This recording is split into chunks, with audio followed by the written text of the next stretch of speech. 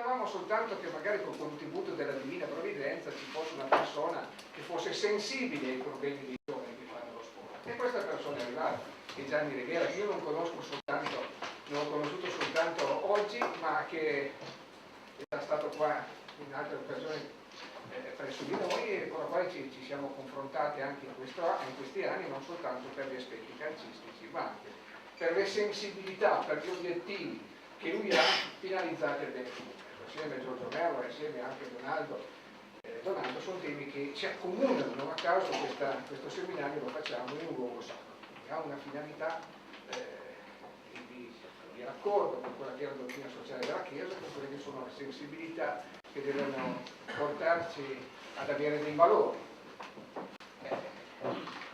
Perché nasce quindi questa ricerca? Non mi viene cosa solida, perché Gilberto Mori, in quella dell'email che ci è stata mandata da Dublino, ho fatto un po' così dire un tiro mancino, c'è anche scritto che accanto alla stretta di mano a Gianni Rivera, perché gli irlandesi, tu lo sai, li conosciuti molto tempo, sono persone di poche parole, no? Però ti mettono lì magari una frasettina che può essere interpretata in un modo o nell'altro, ma ha un certo effetto. E lui dice in quell'email che Gianni Rivera potrebbe benissimo fare ancora l'attaccante adesso nella nostra nazionale. Ma già subito in polemica. No, dico questo perché è una battuta. Anche nella loro. Lui non ne ha parlato.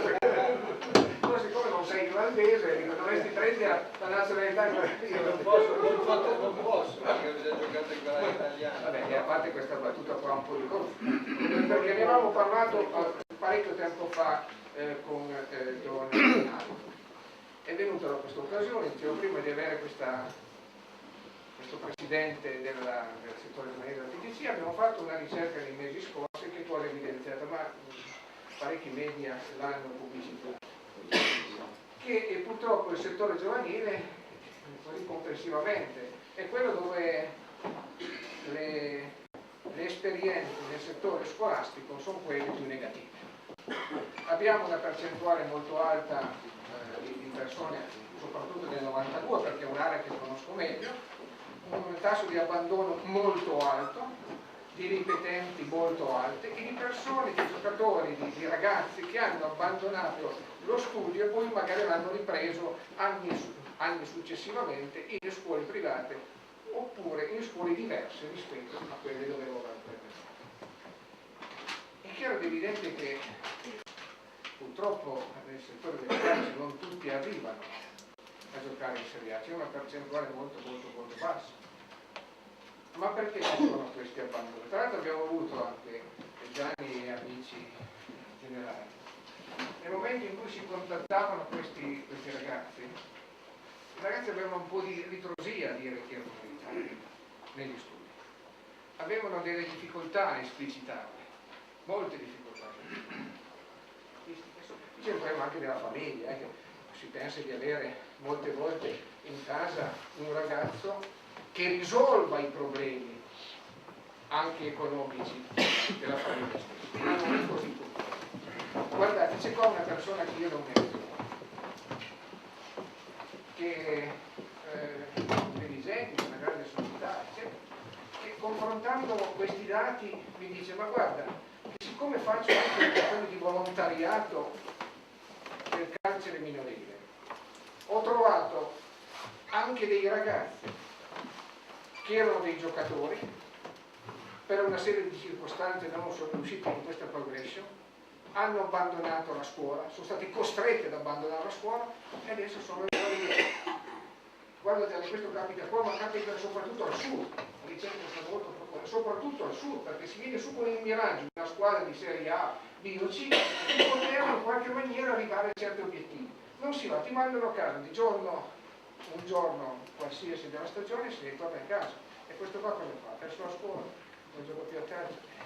Molte di queste persone vanno a finire, di questi ragazzi che sono nella vita. Allora ci siamo permessi di fare, come specifiche, alcune proposte già che abbiamo anche mandato, che qui perponiamo, proposte magari discutibili, incomplete, non abbiamo l'ardire di dire che abbiamo la verità in tasca, cerchiamo in qualche maniera di confrontarsi con le persone che ci frequentano e anche fra di noi. Ad esempio, riprendo una proposta che a suo tempo aveva fatto una persona che faceva parte, che era presidente del settore giovanile del calcio, l'arbitro Agnolini. Aveva detto, aveva fatto una proposta, una delle quali era quella di vietare il tesseramento di ragazzi fuori dalla loro regione. Le partite di calcio non dovrebbero mai svolgersi nel giorno in cui il calendario scolastico prevede la scuola.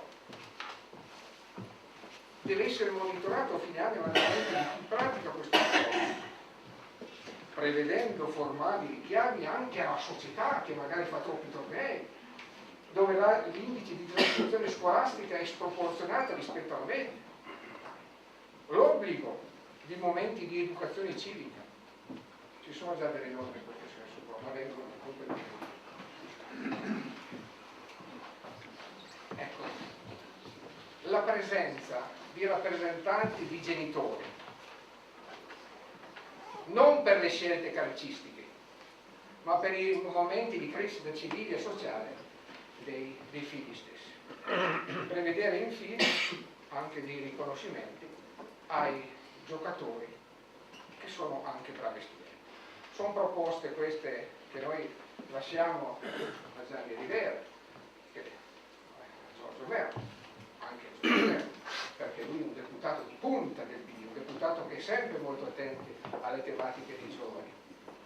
Perché credo che questa sinergia tra il settore del calcio giovanile e la politica, che poi bene o male quella che poi dai degli indirizzi, sia essenziale per lavorare oggi, non domani, per crescere dei giovani che siano in grado di essere bravi giovani, bravi giocatori, ma che siano soprattutto in grado di determinare un futuro per le nostre generazioni migliori di quello di adesso.